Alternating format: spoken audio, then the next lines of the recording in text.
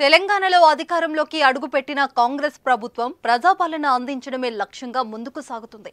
ఎన్నికలో హామీ ఇచ్చిన 6 గ్యారెంటీలను అమలు చేయడమే కాకుండా పలు కీలక నిర్ణయాలను తీసుకుంటుంది. తాజాగా మరో కార్యక్రమానికి శ్రీకారం చుట్టబోతుంది. ఇదే ఇంటింటికి ఇంటర్నెట్. సామాన్యులకు ఐటీ ఫలాలు అందాలన్న లక్ష్యంతో ప్రత్యేక ప్రణాళికలు రచిస్తున్న సర్కార్ ఈ శాఖకు బడ్జెట్లో అధిక ప్రాధాన్యమిచ్చింది. ఐటీ శాఖకు 774 కోట్లు కేటాయించింది. గృహాలు, ప్రభుత్వ కార్యాలయాలు, గ్రామ పంచాయతీలకు వేగవంతమైన ఇంటర్నెట్ ఇవ్వాలన్న లక్ష్యంతో పాటు గ్రామీణ ప్రాంతాల్లోని ప్రజలకు టెలిమెడిసిన్, విద్యావకాశాలను అందించడానికి, ఆరోగ్యం, విద్యను మెరుగుపరచడానికి ఇంటర్నెట్ సదుపాయాన్ని కల్పించాలని కాంగ్రెస్ ఆలోచన చేస్తోంది. గజం కేవలం 23,000 రూపాయలతో 165 గజాల భూమి కేవలం 38 లక్షలు మాత్రమే.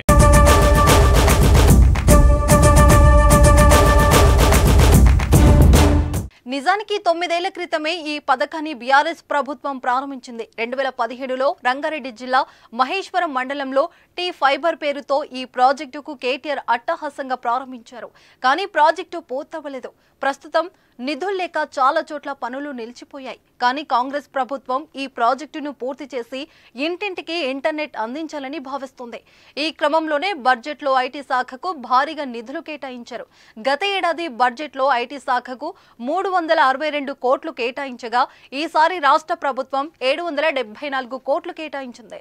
33 జిల్లాలలోని 589 మండలాలు, 12,771 గ్రామ పంచాయతీలు, 10,128 రెవెన్యూ గ్రామాల పరిధిలో 83.58 లక్షల మందికి ఇంటర్నెట్ను అందించాలన్నదే టీ ఫైబర్ ప్రాజెక్టు లక్ష్యం. తెలంగాణ వ్యాప్తంగా ఇంటర్నెట్ సేవలు అందుబాటులోకి వస్తే గ్రామీణ ప్రాంతాలు సైతం టెక్నాలజీ పరంగా మరింత ముందుకెళ్తాయి.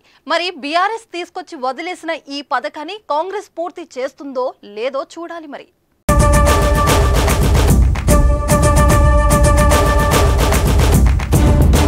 ఐటీ రంగంలో అభివృద్ధి సాధించడం ద్వారా తెలంగాణలోని గ్రామీణ ప్రాంతాల ప్రజలకి మరింత అధునాతన సౌకర్యాలు కల్పించడానికి వీలు కలుగుతుంది. అంతేకాకుండా ఎంతోమందికి ఉపాధి అవకాశాలు లభ్యమవుతాయి. ఐటీ రంగానికి మరింత మెరుగుపరిచిన విధానాన్ని రూపొందించేందుకు రాష్ట్ర ప్రభుత్వం సిద్ధంగా ఉంది. గ్రామీణ ప్రాంతాల అభివృద్ధి మరియు ప్రజల జీవన స్థితిగతులను మెరుగుపరచడానికి వీలుగా ఆర్టిఫిషియల్ ఇంటెలిజెన్స్ను ఉపయోగించుకుంటాం. ఐటీ రంగంలో భారీ పెట్టుబడులతో ముందుకు వచ్చేవారికి అత్యంత సులువైన విధానాలతో స్వాగతం పలకటమే కాకుండా భవిష్యత్తులో కూడా వారికి ఎలాంటి సమస్యలు తలెత్తని పటిష్టమైన విధానాలని రూపొందిస్తున్నాం. అత్యంత అధునాతనమైన మౌలిక సదుపాయాలు కల్పించడం ద్వారా ఐటీ రంగంలో నైపుణ్యం మరింత వృద్ధి చెందే విధంగా మా నూతన పాలసీ ఉంటుంది. హైదరాబాద్లోని ఐటీ పరిశ్రమ రోజు రోజుకి అభివృద్ధి చెందుతున్నది. ఐటీ పరిశ్రమలతో హైదరాబాద్ కిటకిటలాడుతున్నది. కానీ రాష్ట్ర సమగ్రాభివృద్ధి జరగాలంటే ఒక్క హైదరాబాద్ మాత్రమే అభివృద్ధి జరిగితే సరిపోదు. ఇలాంటి అభివృద్ధి తెలంగాణ రాష్ట్ర నలుమూలలకు కూడా విస్తరించాలి. ఈ కారణంగా ఐటీ పరిశ్రమను ద్వితీయ, తృతీయ శ్రేణి నగరాలకు విస్తరించేందుకు ప్రణాళికలు రచిస్తున్నాం.